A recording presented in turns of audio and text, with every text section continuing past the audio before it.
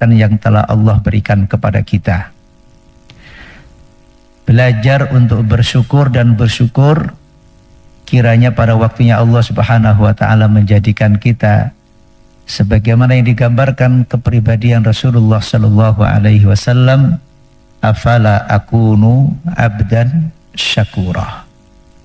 Rasulullah sallallahu alaihi wasallam adalah sosok pribadi yang selalu bersyukur kepada Allah Subhanahu wa taala setiap saat dan setiap waktu, dan kita diajarkan untuk belajar seperti itu. Mudah-mudahan ya. Karena apa? Bapak sekalian, nikmat Allah terlalu banyak yang Allah berikan pada kita dan tidak seimbang dengan kualitas maupun kuantitas pengabdian kita kepada Allah Subhanahu wa taala. Salawat dan salam kita haturkan pada junjungan kita Nabiullah Muhammad Rasulullah sallallahu alaihi wasallam, suri tauladan kita, pemimpin kita, qudwah kita, dan penolong dan syafaat kita yaumul qiyamah insyaallah. Pada kesempatan malam hari ini kita akan mengangkat tema tentang kepemimpinan dalam Islam. Tentu tema ini tema besar ya. Tetapi prinsipnya adalah bahwa manusia itu pada dasarnya diberikan amanah kepemimpinan, itu masalahnya. Sehingga konsep kepemimpinan dalam Islam ini nanti bisa kita pakai sebagai parameter, barometer, kacamata untuk melihat persoalan-persoalan kepemimpinan, baik di tingkat skala kecil maupun di tingkat skala besar. Karena pada dasarnya Nabi Shallallahu Alaihi Wasallam menjelaskan kullukum ra'in. Setiap kamu adalah pemimpin. Salah satu makna ra'in itu, meskipun asal katanya ra'in itu adalah penggembala. Semua nabi itu penggembala. Nggak ada nabi yang nggak pernah menggembala kambing. Kullu nabiyyin yar'al ghanam. Setiap nabi itu semuanya pernah menggembala kambing. Dan nabi pun juga pada masa kecil pernah juga menggembala kambing. Dan Allah Subhanahu wa taala, kata para ulama di dalam penjelasan tentang rahasia kenapa setiap nabi-nabi pernah Allah jadikan pengalaman untuk menggembala itu, karena sesungguhnya pada waktunya seorang nabi itu harus memimpin umat manusia. Hadirin rahimakumullah. Oleh karena itu, bicara tentang kepemimpinan ya, apalagi dikaitkan dengan Islam, tentu kita nanti secara norma, di samping norma-norma yang sifatnya umum, tapi kita juga memiliki spesifikasi norma yang berlandaskan kepada prinsip-prinsip akidah dan ajaran syariat kita. Yang itu mungkin bisa menjadi pembeda bagaimana kita mengukur sebuah kepemimpinan itu, baik yang dari sifat orientasinya, karakteristiknya, ya, maupun parameter-parameternya. Ada titik-titik di mana ada kesesuaian, ada kesamaan ya, tentang masalah integritas, masalah kapasitas, ya, masalah profesionalitas, semuanya itu pasti sama. Karena apa?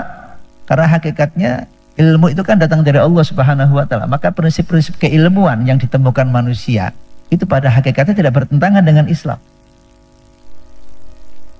Wa 'allamal insana ma lam ya'lam. Sumber ilmu itu Allah Subhanahu wa taala.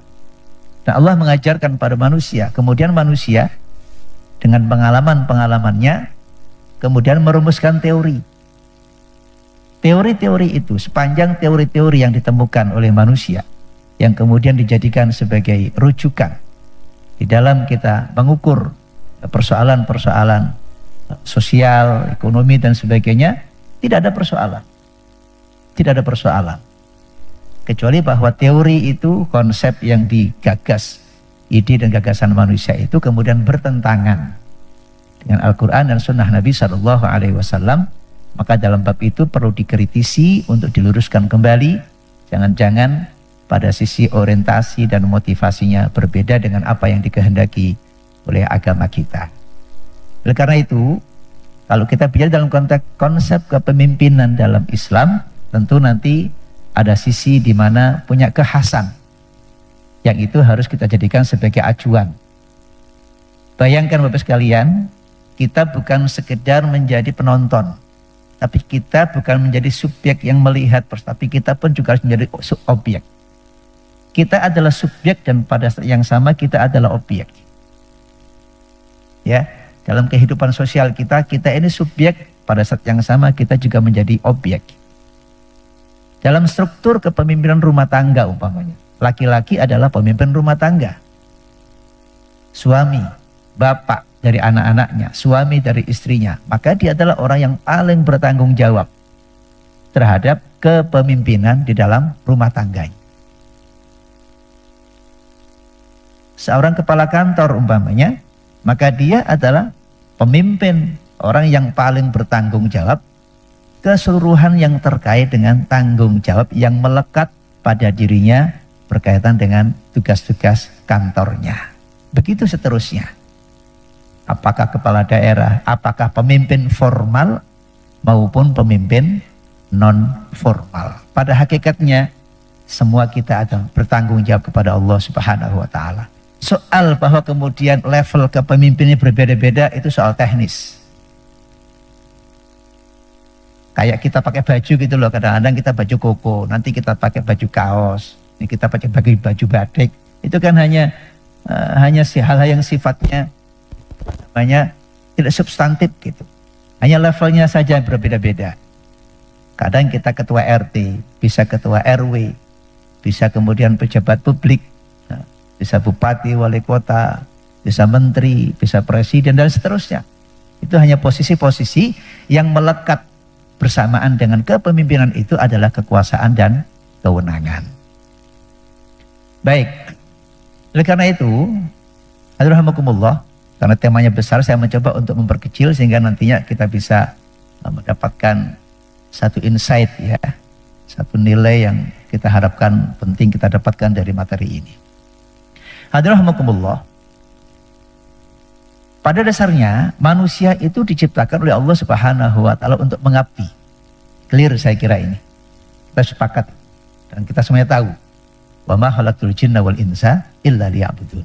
Setiap kita pada dasarnya orientasi hidup kita itu adalah untuk mengabdi kepada Allah Subhanahu wa taala.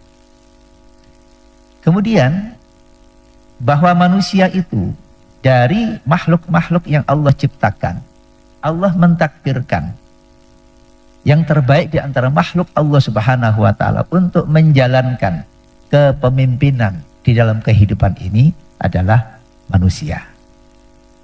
Itu tergambar di dalam surat Al-Baqarah ketika terjadi dialog digambarkan oleh Allah Subhanahu wa taala, dialog antara para malaikat dengan Allah Subhanahu wa taala tentang kepemimpinan manusia yang disebut kemudian khalifah. Khalifah. Oke. Maka berikutnya, karena kita ini adalah memimpin, bahkan Allah Subhanahu wa taala kemudian menjadi kepemimpinan dalam manusia itu adalah para nabi dan para rasul. Dan takdir Allah di dalam syariat, Allah tidak menjadikan nabi dan tidak menjadikan rasul kecuali dari kaum laki-laki. Maka dalam konteks kepemimpinan kemanusiaan itu, maka yang pertama memang bukan kemudian berarti kita anti gender. Tetapi Allah memberikan masing-masing karakternya. Ar-rijalu qawwamuna 'alan nisa. Dan tidak ada dalam akidah kita dan prakteknya nabi itu dari perempuan. Semua nabi-nabi, semua rasul yang Allah Subhanahu wa taala utuskan kepada manusia untuk mengemban kepemimpinan itu adalah manusia dan laki-laki. Ini dari perspektif syariat. Kemudian nabi-nabi ini tentu ada waktunya. Ada nabi yang diutuskan pada masa tertentu dan sampailah kemudian kepada Rasulullah Shallallahu Alaihi Wasallam. Maka kelanjutan kepemimpinan itulah yang kemudian dilanjutkan oleh orang-orang yang punya kelayakan kepemimpinan. dengan misi ibadah dan syariah yang Allah ajarkan. Pada praktiknya di masa Rasulullah Sallallahu Alaihi Wasallam sepeninggal beliau adalah khulafaur rasyidin, gitu kan? Ada Abu Bakar, ada Umar, ada Utsman, ada Ali ya, di dalam sistem kekhilafahan waktu itu. Ini maka berkembang terus kan? Model-modelnya berubah-berubah. Ada model kekhilafahan yang pernah ada. Kemudian terjadi pula sistem kerajaan. Sehingga kepemimpinan itu kemudian diturunkan dari seorang raja kepada keturunan dan anaknya. Sempat juga sistem kekhilafahan, di mana seperti Abu Bakar As-Siddiq radhiyallahu anhu sepeninggal Rasulullah sallallahu alaihi wasallam kemudian dibaiat oleh sahabat-sahabatnya dan dijadikan sebagai khalifah. Subhanallah, saya kira mungkin dialog panjang tentang kalau berkaitan dengan kepemimpinan di masa-masa Rasulullah dan sahabat-sahabatnya. Prinsipnya, hadrahmakumullah, secara umum, kalau kita sekarang mendengar kalimat kepemimpinan, itu biasanya dikaitkan dengan masalah leadership. Atau juga kadang-kadang terminologi kepemimpinan itu dimaknai juga sebagai kekuasaan. Ada dua kata ya, kepemimpinan dan kekuasaan. Tidak salah sebenarnya, karena dua-duanya itu saling melengkapi. Tidak ada seorang yang akan bisa melaksanakan kepemimpinan tanpa memiliki kekuasaan. Tetapi orang yang punya kekuasaan kalau tidak punya kepemimpinan juga tidak akan efektif dan tidak akan produktif. Maka sebenarnya kepemimpinan dan kekuasaan itu dua sisi mata uang yang saling membutuhkan. Bahaya orang punya kekuasaan tanpa punya kepemimpinan. Tapi juga tidak akan bisa dilaksanakan ketika seorang punya kepemimpinan tetapi tidak punya kewenangan dan kekuasaan. Sehingga tidak legal, nanti dianggap gak legal. Dia punya kapasitas, dia punya pengalaman, tetapi dia tidak punya otoritas. Tidak ada legalitas yang menunjukkan bahwa dia sedang melakukan, punya otoritas untuk memimpin. Maka tentu kepemimpinan tidak bisa dilaksanakan. Hal yang sama, dia punya kekuasaan, punya otoritas, punya legalitas, ada kebijakannya, ada keputusannya, ada SK-nya. Kira-kira bahasa kita. Tetapi yang bersangkutan nggak punya kepemimpinan, nggak punya leadership, nggak punya kapasitas, tidak ada moralitas, tidak ada integritas. Ya tentu kekuasaan itu menjadi mubadir. Bahkan kekuasaan itu bisa menjadi mudarat. Subhanallah, dalam Islam itu luar biasa diatur bab-bab begitu itu. Contoh kecil umpamanya, kalau kita punya anak perempuan, ya, yang mau siap nikah, kita punya anak perempuan yang siap nikah. Maka khitabnya, tanggung jawab yang Allah berikan kepada seorang bapak. Karena walinya seorang perempuan yang nikah itu bapaknya, bukan ibunya. Ya, bapaknya kalau ke atas kakeknya gitu kan. Kalau atau saudaranya, kalau ke samping kemudian pak leknya atau pak D-nya dari bapaknya gitu kan, saudara bapaknya maksud saya. Itu khitabnya adalah kalau kita punya anak perempuan dan mau menikah, maka perintah Allah kepada walinya itu adalah termasuk perintah Rasulullah SAW itu memilihkan calon menantu. Artinya memilihkan calon pemimpin untuk anak perempuannya. Dan jelas sekali kaedahnya itu. Idza ja'akum man tardawna dinahu wa khuluquhu fazawwiju.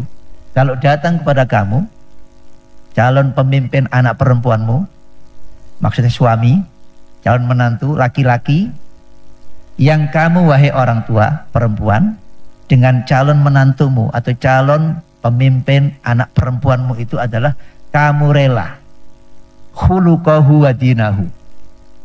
Bahasa kita sekarang itu adalah integritas moralitasnya. Maka terimalah dia sebagai pemimpin anak perempuan suaminya. Subhanallah. Suatu ketika di masa Nabi Shallallahu Alaihi Wasallam ada seorang sahabat yang luar biasa yang masuk Islam itu ketika Nabi masih dimusuhi oleh orang-orang Quraisy. Namanya Abu Dzar Al-Ghifari. Masih ingat ya? Abu Dzar Al-Ghifari. Seorang tokoh yang kemudian masuk Islam dari suku Ghifar. Hifat suku ini terkenal sebagai orang-orang yang pemberani, gitu kan. Suatu ketika di dalam hadis Muslim ini datang kepada Nabi SAW, ya Rasulullah, atas takmiluni. Rasulullah, tidakkah engkau memberikan aku posisi, jabatan? Jadi rupanya Abu Dzar Al-Ghifari ini ya mungkin pernah ya ada bagaimana kemudian dia menanyakan kepada Nabi tentang posisi yang barangkali posisi itu kemudian bisa diamanakan, diberikan kepada Abu Dzar Al-Ghifari. Tapi kemudian Nabi ini di dalam, kalau kita dalam bahas banyak tentang masalah sirah nabawiyah, Rasulullah itu adalah tipologi orang yang paling paham tentang anak buahnya. Dalam bahasa kita sekarang, tipologi sosok orang yang paling paham tentang sahabat-sahabatnya. Maka Nabi ini paham betul tentang sahabatnya yang namanya Abu Dzar Al-Ghifari. Lantas kemudian Nabi menjawab permohonan dari Abu Dzar Al-Ghifari ini. Ya Abu Dzar, innaka dha'ifun wa innaha amanatun wa husnun wa nadamatun illa man akhadha bihaqqiha wa adda alladhi alaihi fiha. Abu Dzar, kamu itu saya tahu, kata Nabi, kamu itu orang yang punya sisi kelemahan terhadap apa yang kamu minta itu. Paham ya? Jadi Nabi paham, yang kamu minta itu enggak pas. Posisi yang, bahasa kita sekarang, posisi yang lowong itu, posisi yang kamu minta itu enggak cocok buat kamu, enggak pas. Wa innaha husnun wa nadama, di akhirat nanti kepemimpinan itu bisa menjadi sesuatu yang memberatkan, mencelakakan. Kenapa? Karena kamu nanti enggak akan mampu melaksanakan. Kecuali jabatan itu, dalam bahasa kita sekarang ya, jabatan itu, posisi itu, amanah itu, dua hal. Pertama, diambil oleh orang yang layak. Yang bahasa kita sekarang itu punya kapasitas, punya integritas, punya kemampuan, punya pengalaman. Itu paling pas saya kira-kira, yang paling cocok itu. Kecuali posisi itu ditempati, diambil oleh orang yang memiliki kriteria itu. Itu kata Nabi yang pertama. Yang kedua, wa addalladzi alaihi fiha. Ketika posisi itu sudah di tangan, jabatan sudah di genggaman, dia sudah punya otoritas, punya kekuasaan, sudah punya legalitas, sudah punya SK, sudah dilantik dan sebagainya, maka dia tidak boleh menyalahgunakannya. Subhanallah. Pesan Nabi itu tentang amanah, tentang jabatan apapun, dua hal saja. Satu, prosesnya itu benar, punya kecocokan, punya kesesuaian, punya kelayakan, punya sesuatu yang menjamin bahwa prosesnya itu bisa dipertanggungjawabkan. Berarti satu persoalan sudah selesai. Coba kalau kita ini sebagai lembaga gitu ya, kita melakukan rekrutmen SDM. Kan nggak semua orang kemudian bisa diterima kan Pak ya. Kebutuhan kita itu sedang mencari apa ini kira-kira? Public relation. Atau lowongannya itu adalah tentang multimedia. Atau yang dicari itu adalah orang yang punya kapasitas konten kreator. Atau yang dicari itu adalah orang yang sedang dibutuhkan sebagai seorang leader, sebagai seorang manajer, pemasaran, manajer, macam-macam lah gitu. Tentu yang paling pas itu adalah kriteria yang paling tepat, yang paling cocok, yang kira-kira amanah itu bisa dilakukan. Itu syarat yang pertama. Pesan Nabi begitu, kaidahnya itu. Kalau ini dilakukan, maka satu tahapan kita sudah benar. Yang kedua, kita sudah coba tadi kan, sudah di screening, sudah dites, sudah macam-macam. Tapi ternyata begitu dapat jabatannya dia masuk angin. Kan macam-macam orang kan. Nah, disumpah kan, udah disumpah pakai Quran, udah gini-gini. Tapi belum lama, sebulan, setahun, 2 tahun, macam-macam godaan itu. Karena memang amanah jabatan itu, apalagi kekuasaan yang besar itu, cenderung kemudian membuat orang itu korup. Orang itu kemudian menyalahgunakan. Teorinya begitu, karena prakteknya di lapangan begitu. Serambi Gria Al-Quran.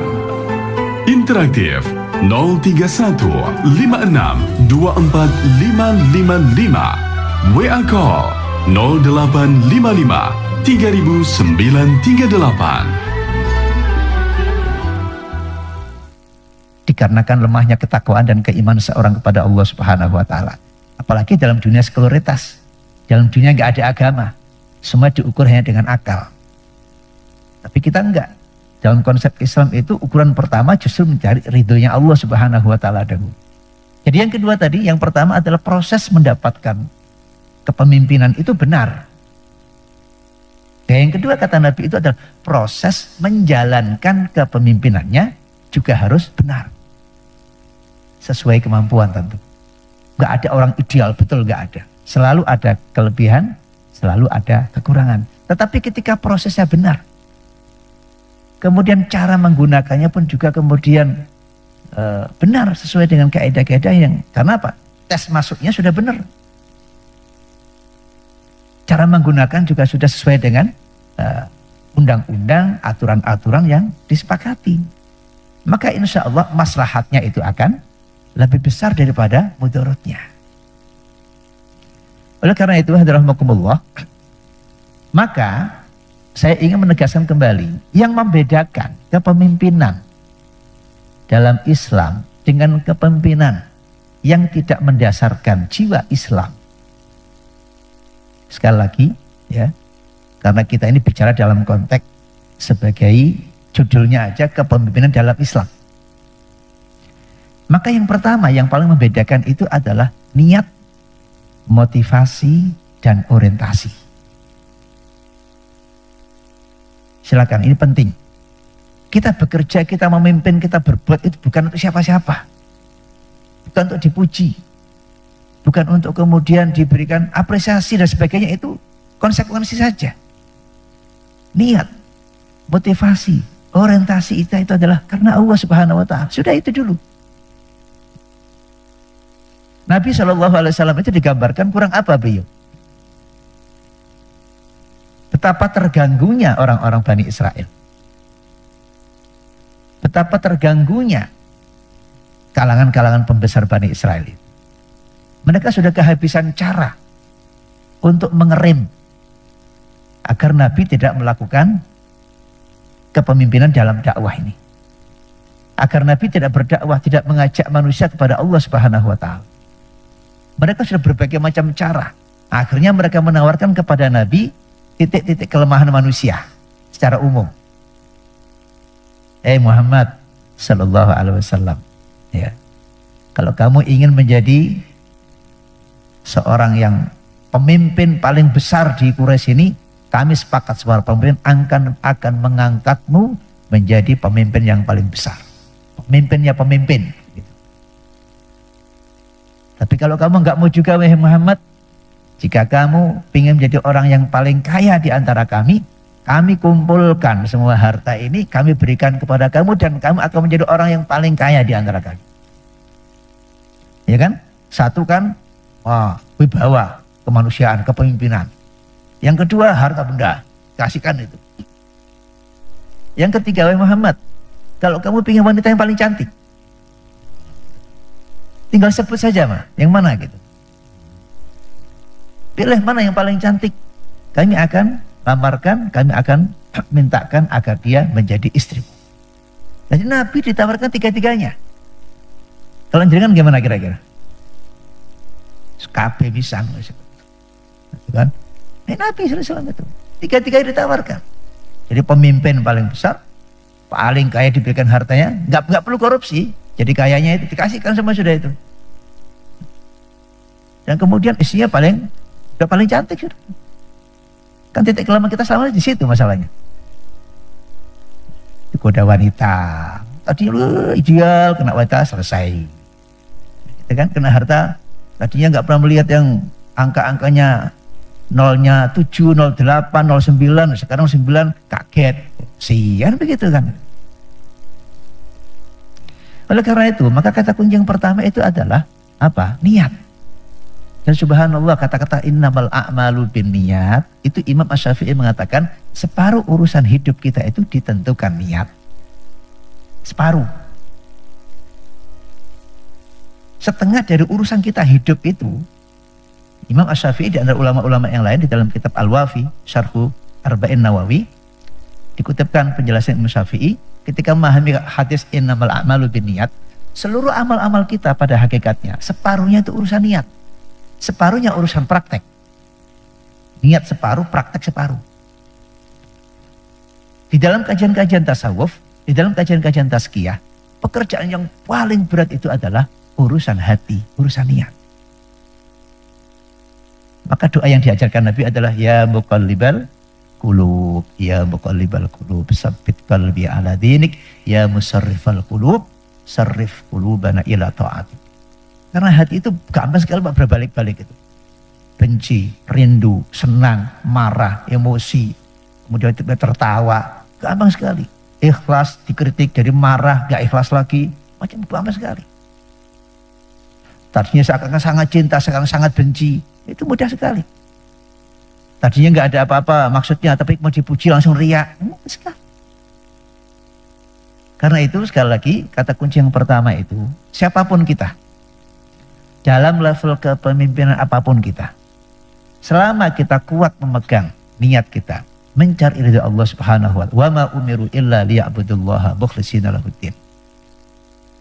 Bahwa ada resiko dikritik, ada resiko kesalahan, itu pasti nggak ada manusia yang sempurna itu. Pasti ada kesalahan, pasti kita minta maaf. Apalagi kesalahan nggak kita sengaja.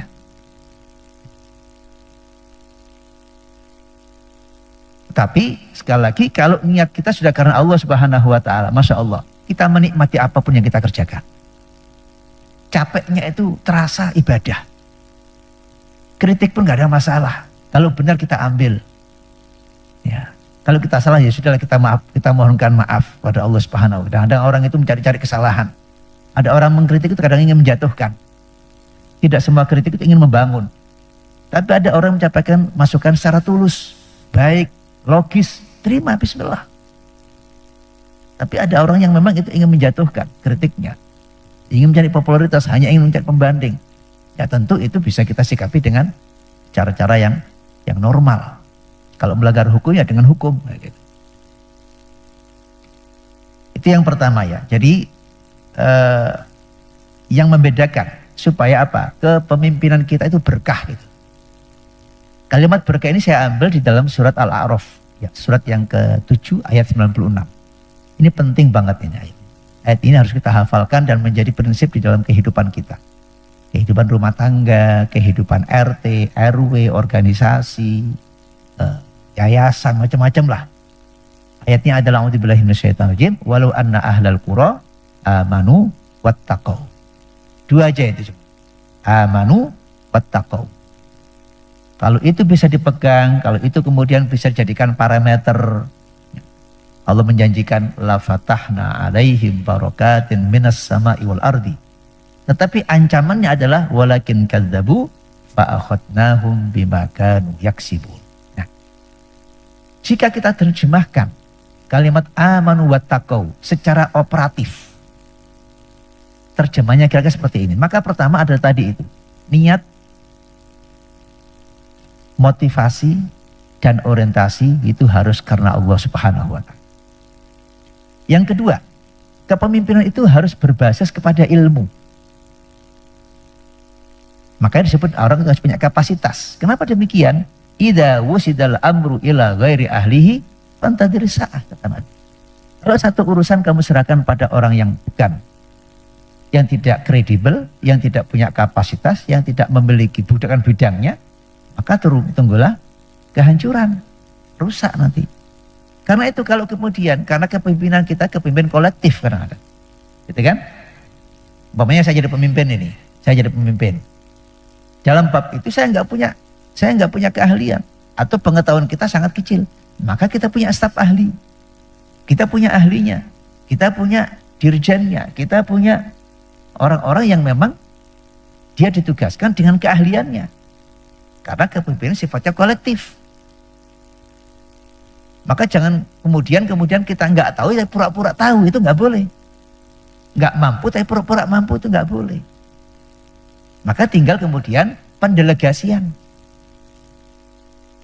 Ketidakmampuan saya ini, maka saya delegasikan kepada bidang-bidang tertentu yang memang menjadi tugasnya. Kemudian nanti dimusyawarahkan dan menjadi keputusan. Nah, karena itu dalam Islam itu basisnya harus ilmu. Makanya dalam Islam ilmu sangat tinggi apresiasinya oleh Allah Subhanahu wa taala. Yarfa'illahu alladhina amanu minkum walladhina utul ilma darajat. Bahkan Imam Bukhari di dalam hadis Sahih Bukhari itu menulis satu bab khusus. Nama babnya adalah Babul Ilmi Qoblal Qawli wal Amali. Bab tentang ilmu sebelum orang itu bicara dan sebelum orang itu berbuat. Jadi sebelum seseorang itu berbuat, sebelum seseorang itu berbicara, maka dia harus sudah mendasarkannya, mempersiapkannya dengan ilmu. Sehingga yang dibicarakannya itu bisa dipertanggungjawabkan, yang dilakukannya pun juga bisa dipertanggungjawabkan. Maka siapapun kita, kalau pas jenengan kemudian di antara kita sekarang memiliki posisi tertentu, tapi kita merasa kurang punya, belajarlah. Nggak ada kata terlambat belajar, belajarlah. Memang saya kurang, tapi ini sudah diputuskan, ini saya menjadi amanah ini. Saya diangkat jadi ini, saya diputuskan jadi ini, tapi saya merasa ada yang kurang, belajarlah. Fattaqullaha wa yu'allimukumullah. Dengan niat karena Allah Subhanahu wa taala, semuanya akan diberikan jalan ilmu oleh Allah Subhanahu wa taala. Artinya begitu. Fattaqullaha wa yu'allimukumullah. Nanti akan dibukakan jalan oleh Allah Subhanahu wa taala kita untuk menjadi orang yang pembelajar. Yang ketiga, hadirahmukumullah, kalau amanah sudah di tangan kita, kita harus berusaha untuk menjalankan dengan amanah dan adil. Kata amanah itu adalah orang yang dapat dipercaya dan kemudian bisa menjalankan dan menggunakannya dengan cara yang benar. Adil itu artinya adalah menggunakan sesuatu sesuai dengan ukurannya, sesuai dengan keharusannya, itu adil namanya. Ayat poligami boleh menikah 4. Kan begitu. Lagi rame poligami ya. Boleh menikah 4. Tapi kalau nggak mampu, fa in khiftum alla ta'dilu wahidah. Kan begitu. Jadi keadilan dikaitkan juga dengan masalah kemampuan. Kalau nggak mampu ya sudah, buat sesuai dengan kemampuan. Dalam bahasa Arab, adil itu wada'u syai'i fi makanihi, meletakkan sesuatu pada tempatnya, itu adil. Mohon maaf, peci di mana tempatnya peci? Di sini kan? Kalau peci kita taruh di dengkul, kurang pas, kurang adil. Bukan tempatnya. Kan begitu. Itu kira-kira begitu. Secara normal mudahnya itu. Nah, jadi harus digunakan kepemimpinan itu sesuai dengan fungsi, dalam bahasa organisasi itu sesuai dengan tupoksinya. Ya, sesuai dengan tugas pokok dan fungsinya, jangan disalahgunakan. Ya, saya kira itu yang ketiga. Yang keempat, hadirahmukumullah, dalam konteks kepemimpinan yang sifatnya kolektif, maka kerja tim menjadi penting. Kerja tim menjadi penting. Kita harus pandai untuk bersinergi dan berkolaborasi. Ya. Karena apa? Suksesnya kepemimpinan itu bukan tanggung jawab pribadi, tetapi tanggung jawab sebagai institusi. Maka di sini kemampuan kita untuk berkomunikasi, menghargai dan seterusnya. Jangan merasa paling, enggak, harus kebersamaan. Kebersamaan. Meskipun kita menjadi pemimpin, jangan kemudian bangga dan sebagainya. Ini kerja kolektif, sama-sama, saling menghargai. Jangan sampai kemudian bawahan kita merasa enggak dihargai, diskriminasi dan sebagainya. Itu merusak. Merusak. Padahal kebersatuan itu penting dalam bahasa Al-Quran. Wala tanaza'u fatafsalu wa tadhhaba rihukum wasbiru. Jangan menciptakan sesuatu yang kemudian membuat tukar-tukaran, benci-bencian, kemudian enggak bersatu, enggak kompak. Itu enggak boleh dalam Quran itu. Gimana caranya gitu? Kalau kita jadi pemimpin punya anak buah, itu adil juga, mensikapinya adil, membantu adil, kemudian dia.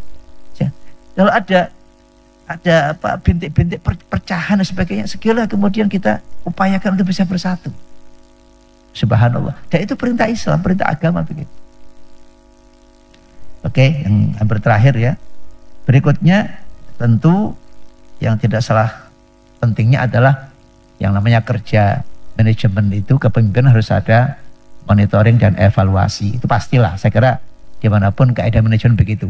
Ada planning, ya, ada kemudian actuating dilaksanakan, perencanaan dilaksanakan, kemudian harus dievaluasi.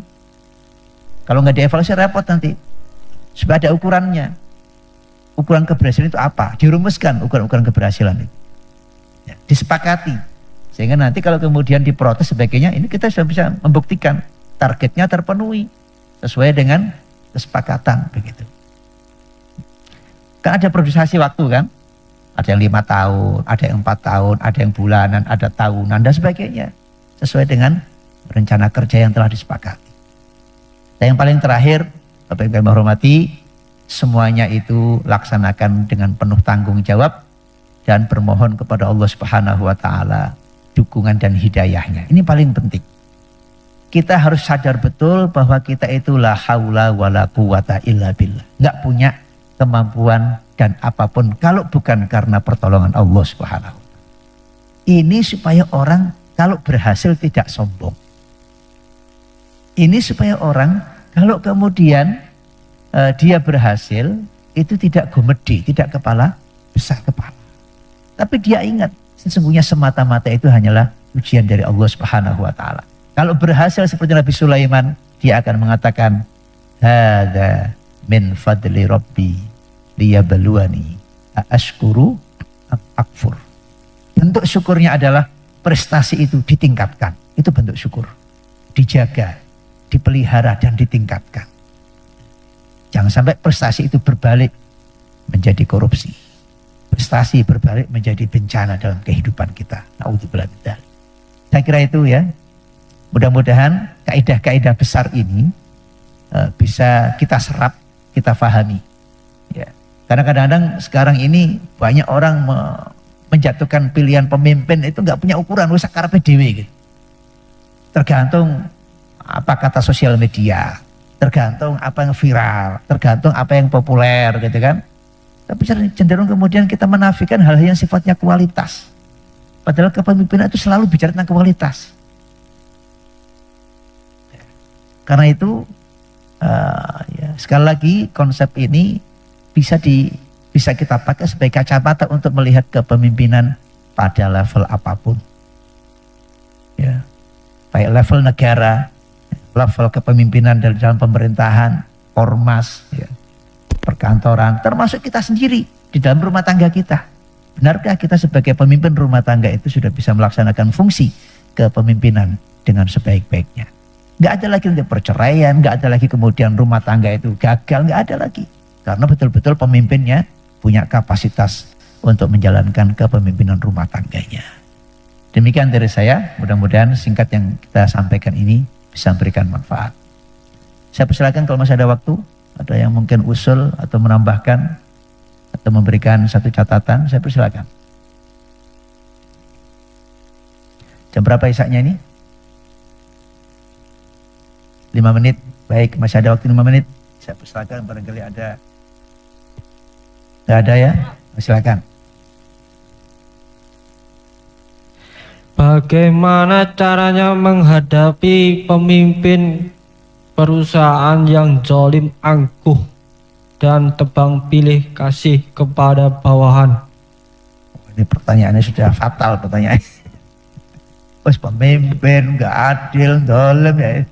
Segi normatifnya sama-sama sudah paham, nggak benar ya pemimpin begitu itu ya. Tinggal bagaimana kemudian pemimpin yang model begini itu disadarkan kalau nggak cukup dengan omongan ya dengan aparat, ya dengan prosedur lah tentunya ya. Jadi ya begini-begini memang harus, memang ya kalau kita bicara yang ideal dengan realitas kadang ada jarak. Ideal itu enak diomongkan, ideal itu memang. Harus adil, harus integritas, harus memang enak diomongkan gitu. Tapi prakteknya itu nggak semudah yang diomongkan. Karena itu ketika kemudian kita menghadapi kondisi-kondisi yang nggak ideal, itu harus punya kemampuan bagaimana mengurai masalah. Apalagi kalau katakanlah kalau sekarang kita dalam konteks kehidupan kita di dalam sistem negara kita Indonesia yang berlandaskan hukum. Semuanya adalah berlandaskan hukum. Maka setiap persoalan itu diselesaikan secara hukum. Padahal kadang menyelesaikan masalah secara hukum itu loh, Itu berbulan-bulan gak karu-karuan itu. Dan tentu belum tentu juga keadilan didapat. Energi sudah habis, waktu habis, tenaga habis, resources juga habis, tapi kemudian gak adil juga. Karena penegak keadilan juga bermain. Dan itu sudah sama-sama kita pahami.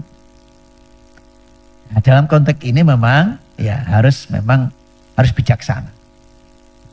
Kalimatnya begitu. Teknisnya nanti bagaimana diatur, seperti apa masalahnya. Kemudian di mana titik masalahnya. Siapa yang berhak untuk menyelesaikannya. Secara sistem hukum kita sudah punya. Ada aparat hukum, ada penegak hukum, ya, ada yang memutuskan hukum, gitu kan? Semuanya ada itu. Prinsipnya kalau Anda punya bukti, gitu kan? Kemudian bukti itu bisa dihadirkan di dalam satu proses resmi persidangan, kemudian bisa dikawal dengan baik. Kadang-kadang kan begitu Pak ya. Semua masalah kalau kemudian nggak dikawal oleh masyarakat, selesai nggak adil. Tapi begitu kemudian menjadi viral gitu, akhirnya masyarakat ikut kontrol, gitu kan? Kayak kasus jalan rusak, gitu macam-macam kan, gitu. Kan jadi viral gitu. Kita nggak terlibat dalam kontrol ya. Di dalam teori politik hukum itu memang kekuasaan cenderung kemudian disalahgunakan. Dan saya begitu. Karena apa? Ide apa pakai filosofinya filosofi sekularisme. Ya, cenderung kekuasaan itu kemudian akan disalahgunakan. Tapi dalam paradigma Islam nggak boleh begitu. Kekuasaan itu karena niatnya karena Allah Subhanahu wa taala mestinya menjadi kontrol diri untuk menjadi peluang ibadah pada Allah Subhanahu wa taala. Mohon maaf ya karena sudah waktu Isya. Dan kita bermohon pada Allah mudah-mudahan ilmu yang kita dapatkan bermanfaat dan kita semua diselamatkan oleh Allah Subhanahu wa taala. A'udzubillahi minasyaitonir rajim. Bismillahirrahmanirrahim. Allahumma shalli wa sallim wa barik ala Muhammad wa ala alihi wa sahbihi ajma'in. Allahumma inna nas'aluka al-huda wat tuqa wal afaf wal ghina. Allahumma inna nas'aluka ridhaka wal jannah wa na'udzubika min sakhatika wan nar. Allahumma inna nas'aluka al-khaira kulli ajilihi wa ajilihi ma alimna minhu wa ma lam na'lam wa na'udzubika minasyarri kullihi ajilihi wa ajilihi ma alimna minhu wa ma lam na'lam. Rabbana atina fid dunya hasanah wa fil akhirati hasanah wa qina adzabannar. Subhana rabbika rabbil izzati amma yasifun wa salamun alal mursalin walhamdulillahi rabbil alamin. Subhanakallahumma wa bihamdika asyhadu an la ilaha illa anta astaghfiruka wa atubu ilaik. Mohon maaf. Assalamualaikum warahmatullahi wabarakatuh.